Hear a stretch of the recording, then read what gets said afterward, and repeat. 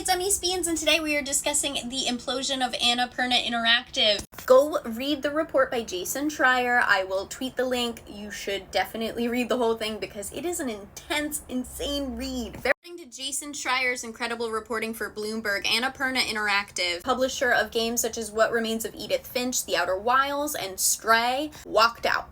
Annapurna Interactive is a leg of Annapurna, which also includes Annapurna Pictures. They recently signed a deal with Remedy, the developer of Control and the Alan Wake franchise, to adapt that universe.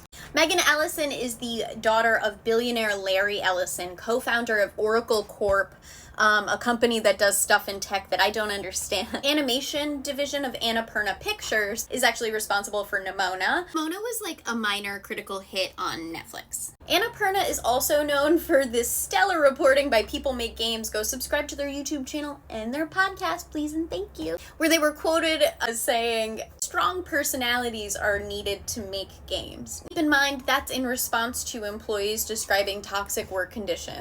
I don't know, I think you can make games without being abusive, but I don't know, is that just a personal opinion? Reports from years past about Annapurna have described Megan Ellison as a pretty flighty boss who tends to just take off, even when she mandates that even minute decisions be run by her. So historically, decisions that should only take like a day or two end up taking weeks. Employees Jason Schreier spoke to in this report attributed the success of the video game arm of Annapurna to the CEO, Nathan Gary. But it seems like Nathan Gary and Megan Ellison clashed on where priorities should lie in the company. Nathan Gary wanted to keep on course with their video game publishing, whereas Megan wanted to start pulling focus away from gaming.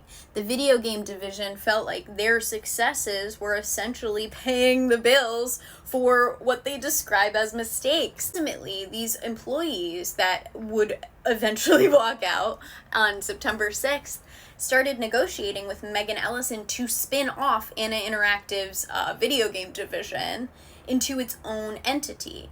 They say that Megan Ellison essentially was like stalling. She refused to meet in person, but also she was always notoriously flighty, so it's hard to say if that was deliberate. When Annapurna announced, without the video game division's knowledge, a deal with Remedy to adapt their Control/Alan Wake universe, this confused the video game division employees because this was spearheaded by a guy that actually Nathan Gary had ousted years before. He had been accused by a couple women of being inappropriate towards them, and employees noticed that he seemed to have a very intimate relation with Megan Ellison that benefited him in the workplace. While Megan and executive in question deny these claims, it's hard to deny that there is a pattern at Annapurna of deprioritizing workers' well-being.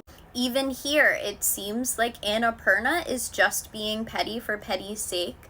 And they have a really easy opportunity to clear their name in all this if they wanted to release like a statement straight from Megan herself. But they've just done this instead. It is kind of crazy how you can act when you have that much money on the line, but you know you're never at risk of like being homeless or losing it.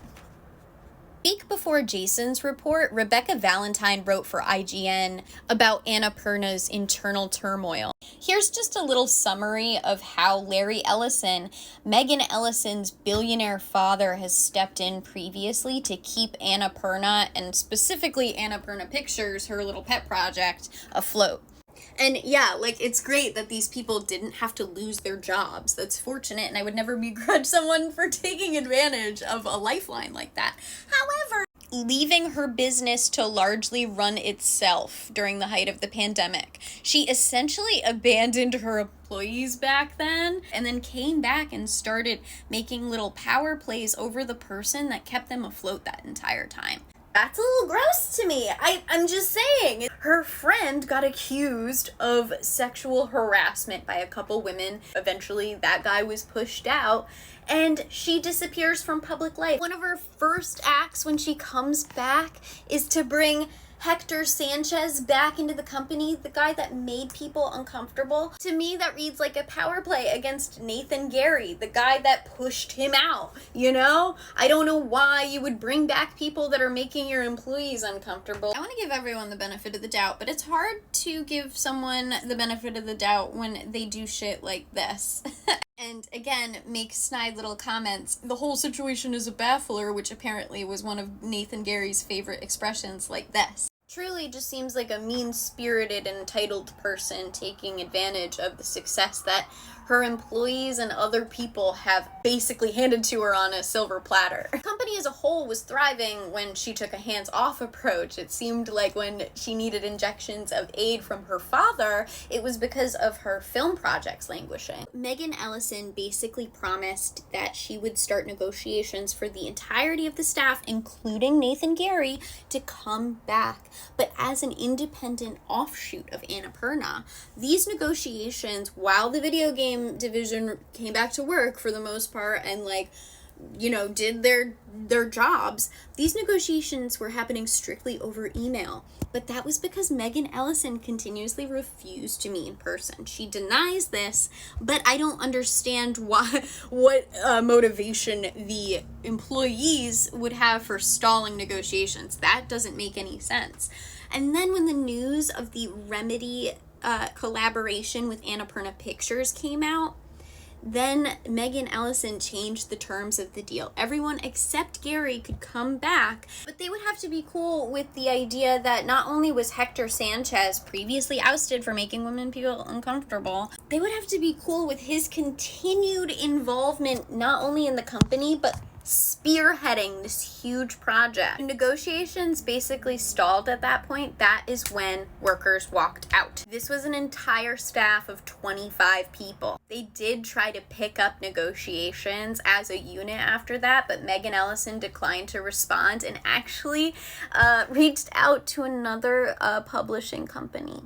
And it's cool that Pop Agenda stepped in as a publisher to support the contracts that Annapurna has, so that game developers aren't just completely publisherless. But this is a Megan Ellison made problem. This isn't just a bunch of people being selfish and walking off the job. They were ready to act as that independent offshoot of Annapurna Interactive and honor those contracts if Megan Ellison had honored her word to them to make an independent offshoot.